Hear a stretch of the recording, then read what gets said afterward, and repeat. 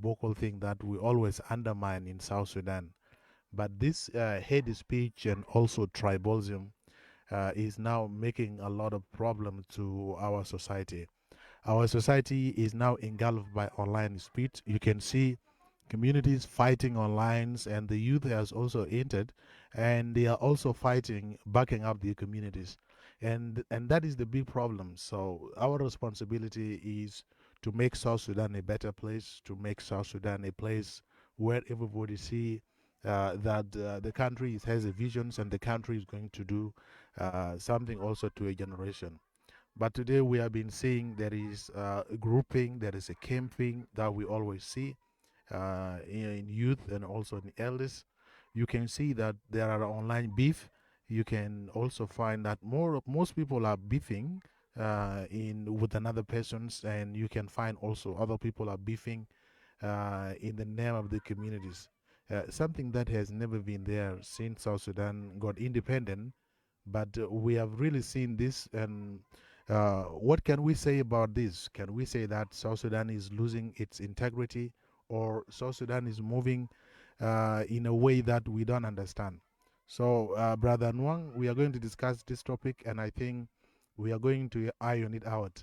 Brother Anuong Thiak, you can see that South Sudan has been divided. If we really see in your face, and when you stay on social media, you may find out that the fighting will erupt just in 30 minutes to come. But when you don't join social media, you may find that there is nothing happening. All people are moving and there is peace. But when you go online, you may find out that people will fight tomorrow, or people will fight immediately when you see the post. Have you seen how digital is making this? I mean, dividing peoples apart. Have you seen that South Sudanese have really divided online when you check exactly?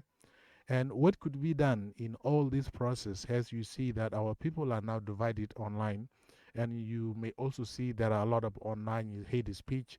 People are promoting also propaganda and so saying Mr. X is like this and Mr. X is like this. So what do you say about this? And how can we prevent all these things for our country to move forward? Thank you.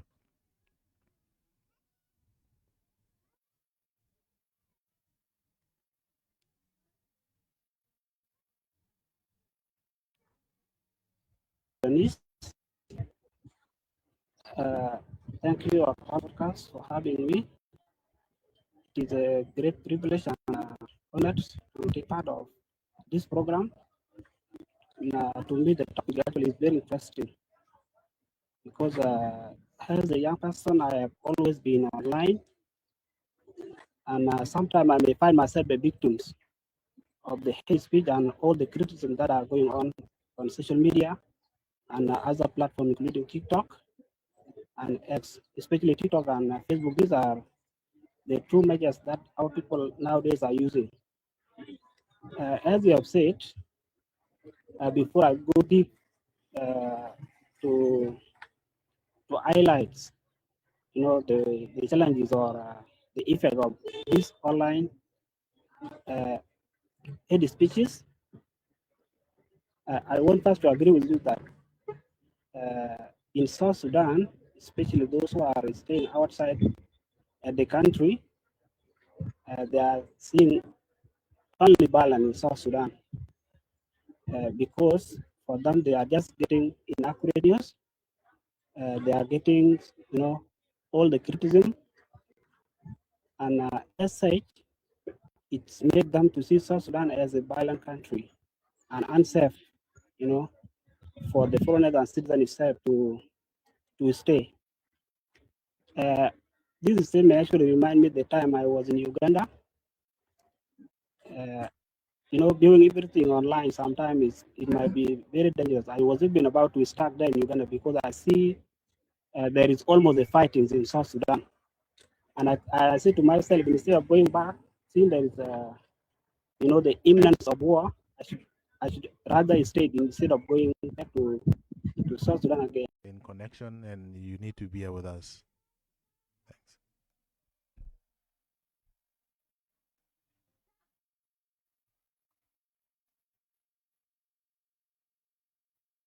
Is it right? Yes, yeah, no problem. Just continue from there. Okay. This social media actually, if it is misused, I think it may cause more harm than good. And this actually it originated itself from tribalism. As I put it in the topic. And before we go through the effects of tribalism or online hate speech, uh, I would like first to start with by giving just a simple definition of tribalism for those who might have not known. Uh, and after that, I will go and talk about the effects. Uh, Tribalism, uh, in my simplest definition, it simply uh, mean a situations where people show strong loyalty to their own tribes or ethnic groups and treat others as inferior and enemy to them. So that is what tribalism means. Uh, in other in other way, it is simply when someone sees others, or maybe you can judge people based on tribals identity, instead of character and ability or citizenship. That one actually is also a tribalism, putting your tribe first before the country. So what I mean here, better than any other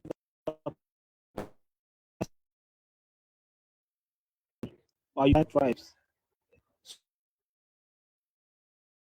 So that one, if you are the kind of the person who is practicing these behaviors and the tribalism, of which we are talking about today, uh, what I want to say is I don't mean like to hate, I don't mean to tell you that you go and hate your tribe or state or region, no. But I'm telling you to put your country first before your own tribes. So that's one. Uh, to come to the effects of the tribalism and hate speech online, it has a negative impact on the youth, especially young people, those who are not, those who don't know anything about history of South Sudan. If we are going to behave like this, they may adapt to it, and later on, uh, the impact will be on them. Hate speech sometimes encourages other youth, to start violence against one another. Hate speech give people that space, of hating one another without proper reasons. Hate speech can make other people's victims, and it can make, you know, it can weaken communities, relationships, because when people are involving, in the negative discussions on social media, the communities may see themselves as enemies to one another, and that's the reason I say that our South Sudan should learn, to abolish all the negative criticism and online hate speeches. Thank you. I hope Yes, I have answered you. of course, yes. Brother Anuong, you have really elaborated more about what we were supposed to discuss, and when you see, I mean, when you see South Sudan, you can see that South Sudan is potential in everything. Because we have resources, and all these resources, of course, yes, even if we have seen that they have been used for another interest, and they have not been used for development of the country, of course, yes, we cannot say that this is where we can find out that South Sudan it has the potentials with all this history. South Sudan fought multiple war. South Sudanese fought with the Sudanese regime, and this is the Islamic regime. But they fought seriously until they get this independent. And this independent today that we have got, and is in 2011, brother Anuong Thiak, we fought very hard in order for South Sudan to be free, and South Sudanese to be free from slavery, to be free also from all this form of violence and so. And with this fighting, I think we got the independent, and then after we got the independent, then a war happened, and this is a series of war that happened to South Sudanese. It come to 2013, I mean 2013 and 2016.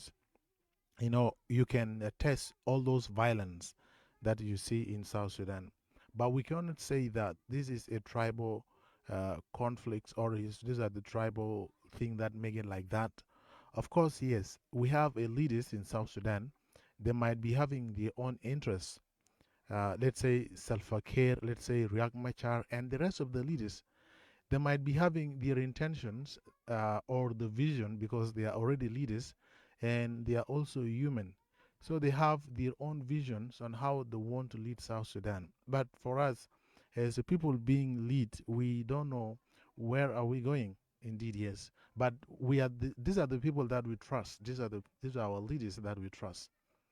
But there is one thing that is keeping us apart, and this is a tribalism, is the one that keeping us apart, and there is no reconciliation being done to all these tribes.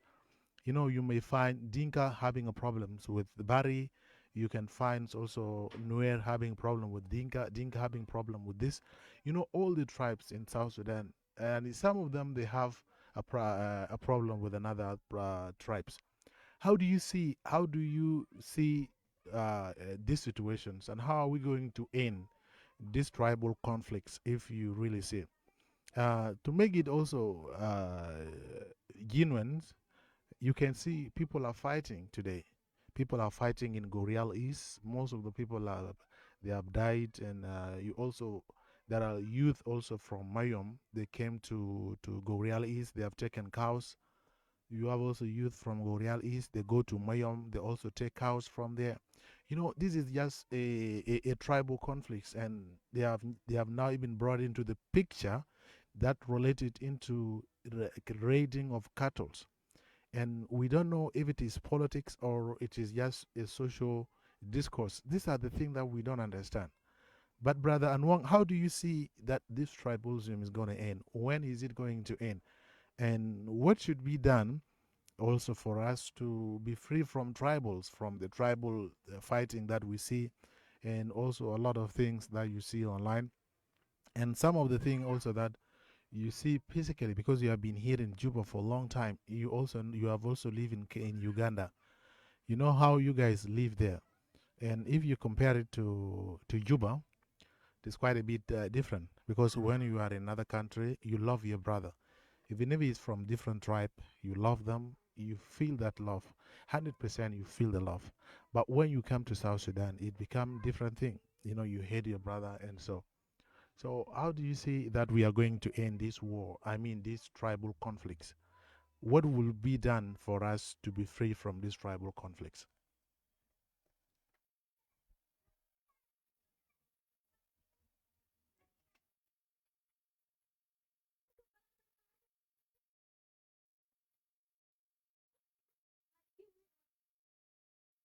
I want to highlight some things about the history of South Sudan because uh, those during the liberation struggle we were young, but we read some of the stories, in different books.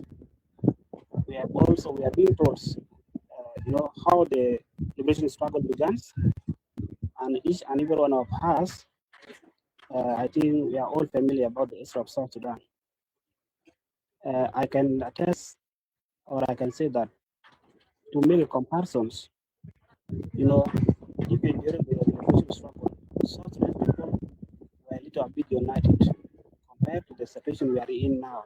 And the reason that divided South Sudanese It is not because we want to, we want to live in the divisions or each and any tribe in South Sudan want to live in isolation. No, we don't have hatred among ourselves, but the blame actually, let me say it like it goes to the government itself. The blame goes to the leaders of South Sudan because the leaders, our leaders, they are historically known as liberators. They are the one who fought hard to liberate South Sudan to make sure that South Sudan people are free from, uh, you know, are free from marginalization, are free from nepotism, and we are free, and we can even see ourselves as, free citizen of South Sudan. This is their visions when they went to Bush to liberate South Sudan. After South Sudan got independence in 2011, things were good. The starting itself was good, and things fall apart only in 2013 when the governments, you know, start fighting itself. And as I said earlier, that tribalism sometimes it has a negative impact on us. In South Sudan, as you know, uh, the majority of South Sudanese are illiterate. They have no good background of education, and for them, they know nothing about the governance, or the rules of law, because there were no civic educations to educate them on how the government should run its affairs without interference. It is because of tribalism, and that's why and because the leaders know that the peoples, the majority are not educated. They can use them, for political power. For instance, like uh, if you see the conflict now uh, in the country, people, they treat, or people are taking it as a tribal conflicts. Even if it is a government with the opposition, people can take it as a troubles conflicts, because we still have the mentality of supporting ourselves. We don't support the person based on the merit. We support them because we believe that this person or this leader is from our tribes. If you have that ideology of supporting your tribemen, and if the person, sometime in the government, you can be given opportunity to work, you can be given a position. You know, being in a position there, some leaders think that they are representing the people, but that is not the case, because those who are representing citizens now are the parliamentarians, and all the MPs now, they came from different constituencies across South Sudan. And these are the right people that are representing them. If you are holding a ministerial position, or let me say you are in the you know, executive branch of the government, you are not representing any part or tribe in South Sudan. You are leading the citizen. You are representing all the citizens, not your own community, not your own tribe, not your state, not your regions. And if we don't change that perspective, it's still people it may be difficult for them to refrain from supporting their tribesmen, because they see them as their leaders. They see them as the one is representing them, in the leadership in the government, which is not right. For us to end tribalism in South Sudan, we need to accept that we are all South Sudanese, regardless of religions, regardless of tribe, regardless of state, regardless of the region we are coming from. That's the first thing we need to know. If we accept ourselves as South Sudanese, I think it can be easy for us to transition from the old mindset of tribalism to the united South Sudan. That's one thing. We want to see South Sudan. We need to put South Sudan first before our tribes. Putting South Sudan first sometimes may encourage us to show, our patriotism and national pride. If we put our country first, you know, before our, let me say, like, if I put South Sudan first before my own tribes, before my own states, this thing can strengthen patriotism and national pride.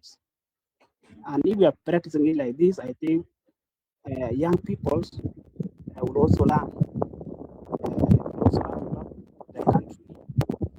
Uh, that's the one. Another thing also we want to do, to end the tribalism in South Sudan,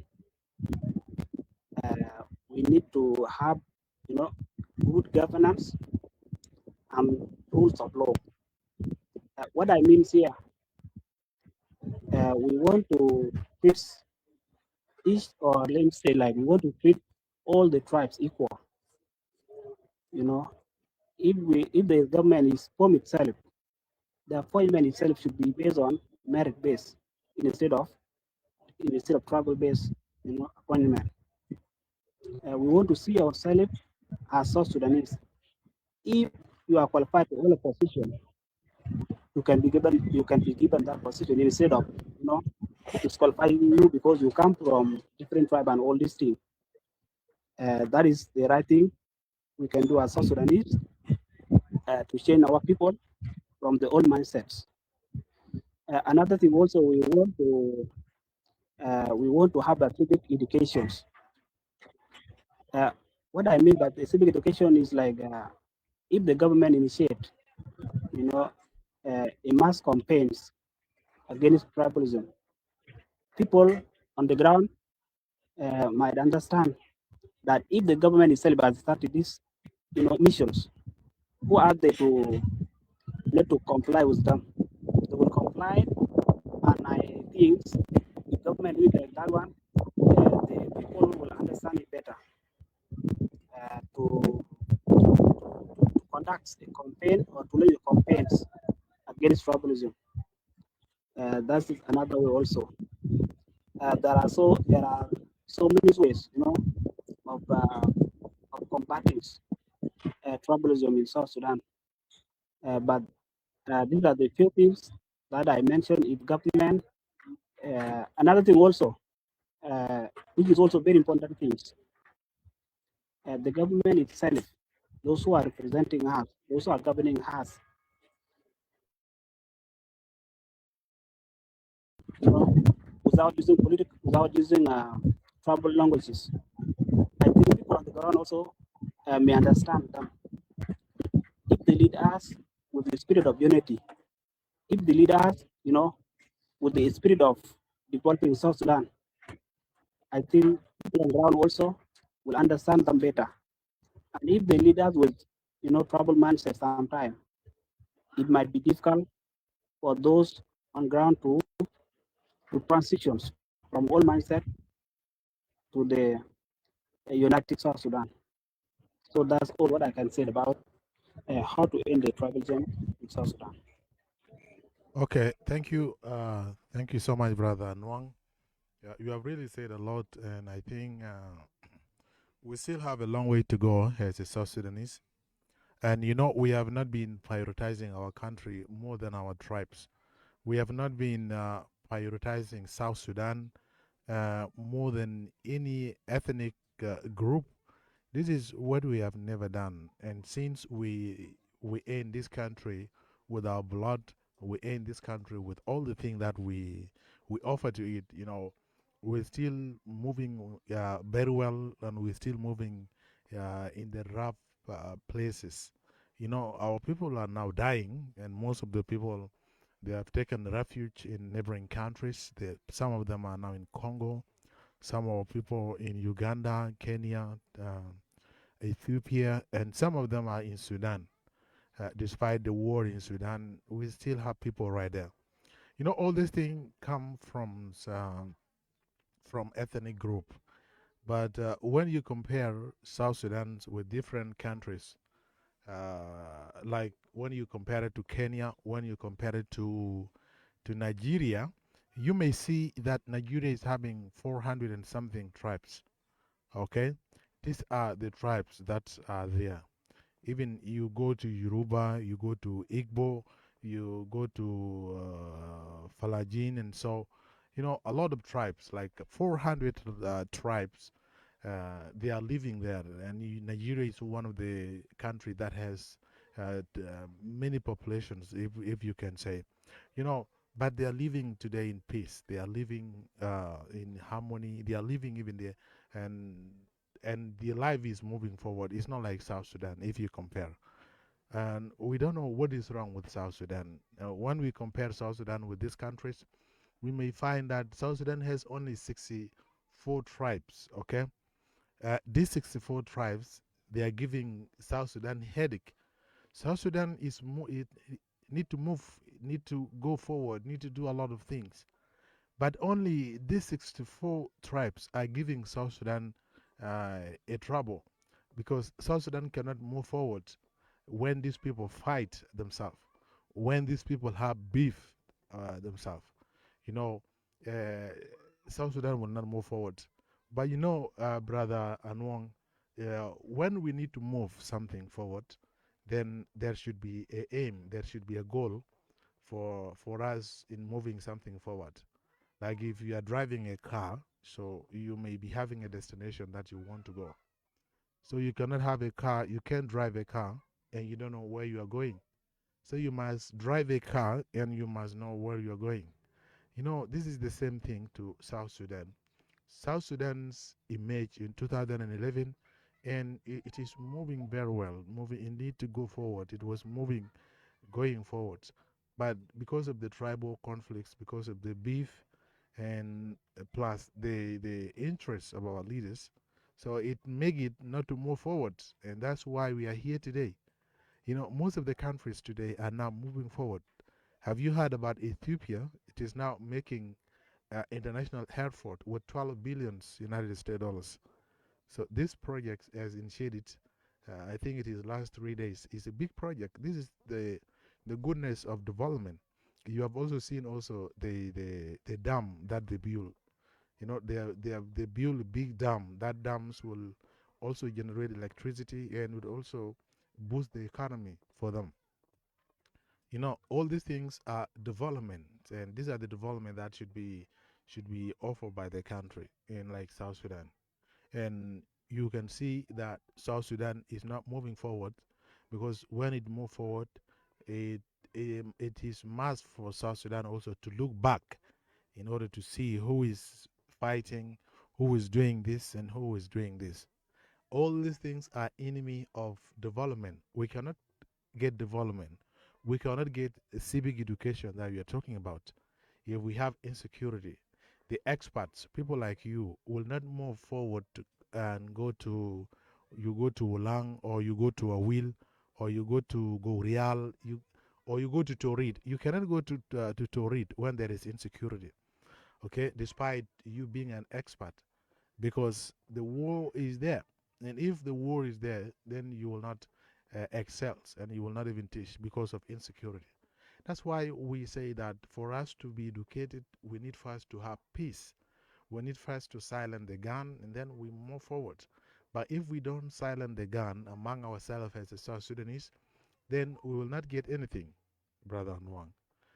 Let me come also into this issue of tribalism, and why youth are also an engineer, and why youth are tools used for fighting in this tribalism.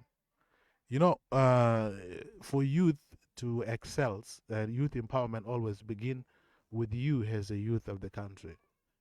When you take your country as a country that will do something tomorrow, there are a couple of things that you should do to your country.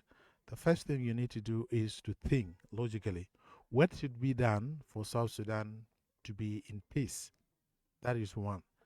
Second to that, what should be done for South Sudan to develop? These two questions only, when we ask ourselves as the youth of this country, I think we may find a place. These political leaders, all of them, they are leading us, and we as a youth, We are the people being led because we are majority in this country. Okay, we have a lot of things that we should do. If we refuse to fight, then it means we have silenced our leaders. Okay, because our leaders can fight for themselves. Okay, our leaders cannot fight for themselves. And the same thing to you as a youth. If you don't accept to fight, then the leaders will not fight because they will fight when you fight, and that is it. And they will stay under the pressure when you fight. That is it.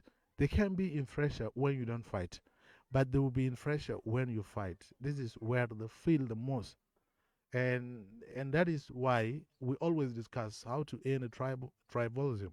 And is now okay if we are fighting for political aim, then that thing is also okay, because politics has always a side. You must have a side in politics. You are in SOA, you are in SPLM, IO, you are in any other party that you are. So this is not a big deal. You are there as a political minded persons, and you are not engaging in tribal. But stop engaging in tribal violence to say that Bari is like this, Mundari is like this, and Nuer is like this, Shuluk is like this. And so, because if we put it like that, then we are now taking back our country. But let us fight with aim. If we fight for tribal extinctions, I think it will not happen. God even will not accept that. If we fight to eliminate one tribes, then these things will not happen. If we are fighting to eliminate Nuer, if we are fighting to eliminate Dinka, if we are fighting to eliminate Asholi, Mundari, if we are any single tribe from South Sudan, these things will not happen because this this community, they have reproductions, they produce, they have youth. When they grow, they will also fall into that.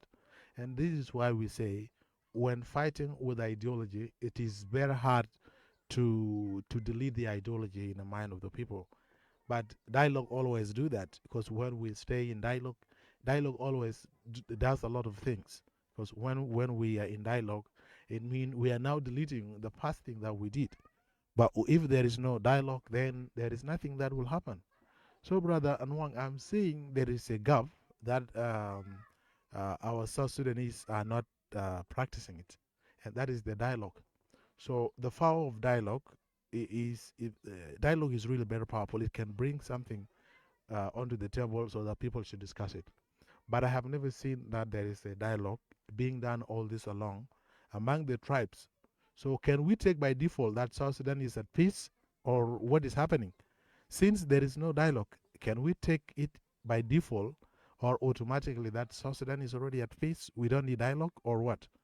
And why dialogue is very powerful to bring to an end with this tribal conflict?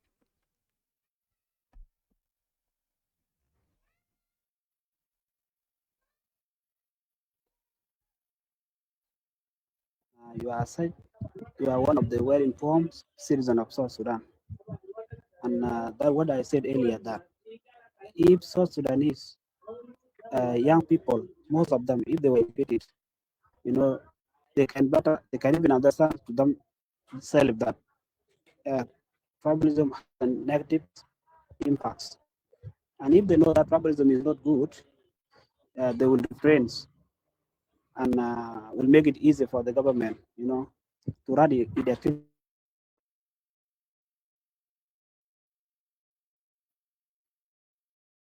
My own perception, I see South Sudan as the best countries in the world. As the people down there may wonder, why am I saying so? But you know, it is the responsibility of every one of us, to develop or to make the South Sudan a better place in the world. And if South Sudan is bad, or things are not going, on the way we want, sometimes we may question ourselves, why are we in these situations?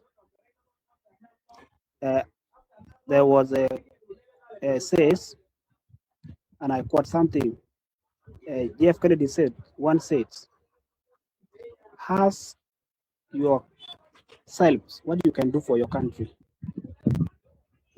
instead of asking what your country can do for you. This simply means it is a responsibility. You as a citizen, you have a mandate and you have a very responsibility to make South Sudan a better place. And because nowadays, because of the lack of education and our people are not well informed, that's why now tribalism have come in and make things difficult for us. We are now we have divided ourselves, you know, based on tribalism. And this thing, if the government fail to check, you know, uh, to check on it, it might cause more harm than good to the future generation. What I want to say, it is easy to uh, to to avoid tribalism, not by speaking, but by actions. South Sudan has a plenty fertile lands. We have resources, you know, and if we focus, we use our energy to work for ourselves.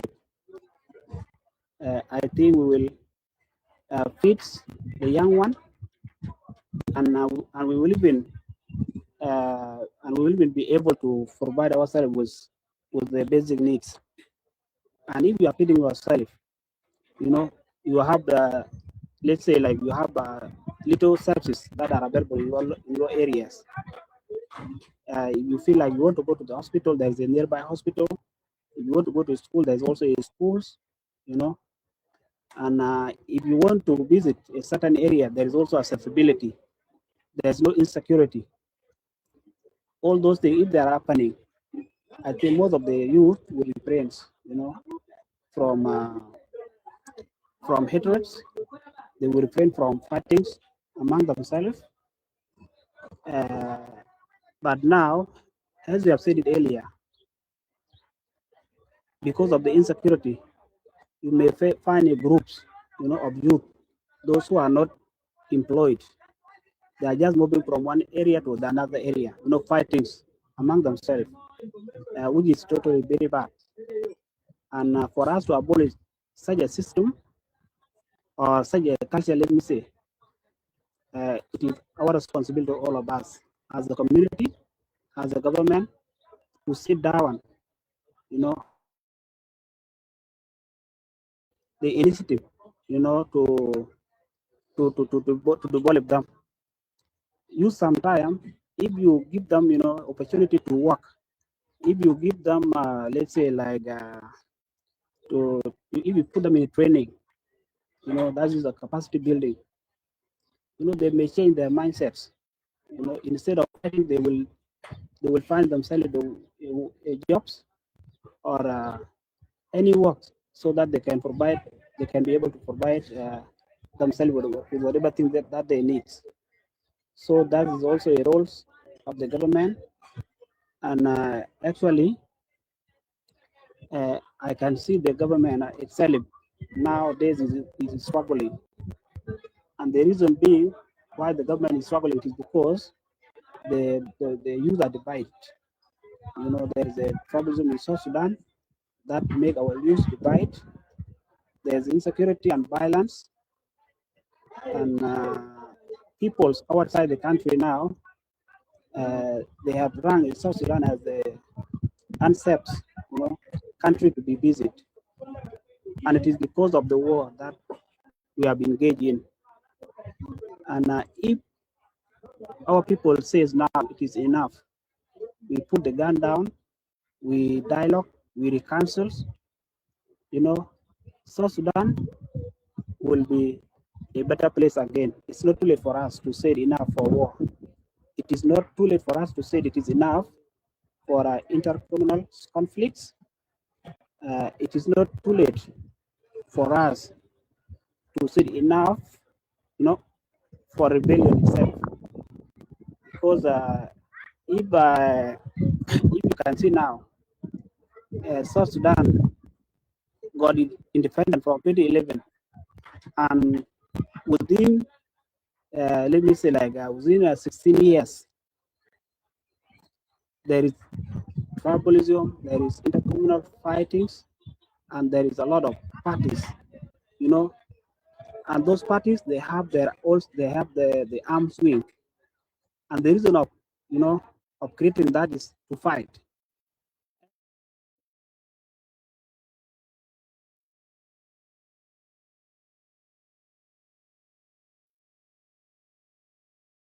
We recruit young people, and seeing you order them to go to war, they will fight and they will kill among themselves, And if young people died, the future of country itself is also at risk. So what I want to say is, let's accept dialogue. Let us accept reconciliations. And I can call, on behalf of the young people of South Sudan, and I can also send a message to young people that let us not accept to be used by our politicians, because it is not the right time for us to fight, because the fighting within the country, fighting among ourselves, is not actually that good, and it cannot build our country. It is good for you to engage in the fightings when you are defending your territory from, from France invasions, instead of fighting among yourself. That one actually, I encourage young people to refrain from fighting among themselves. Let us be a patriotic citizen. Let us be loyal to our government. Let us love, our leaders. And if we see them that they are moving in the wrong direction, it is also good for you to criticize them constructively. Yes, instead of putting negative, criticism on government sometimes, it may also initiate violence, because all the leaders who are serving us now, they have their own supporters. And if you see something wrong with them, it is also good for you to say it in a good way, instead of instead of insulting leaders, or instead of insulting the party itself. That one is not good. And I can encourage people to stop negative criticism online. I want the young people to refrain from incitement, because we are the victims. Even if we insult ourselves, even if we incite violence, we'll find ourselves dying for no reasons. And that one actually, it may take us back. And we don't want us to go back, instead of developing, instead of building our nations. So this is the one thing I want to tell our young people, and it is good for those who are using online, for those who are using Facebook, TikToks, they should also use it responsibly.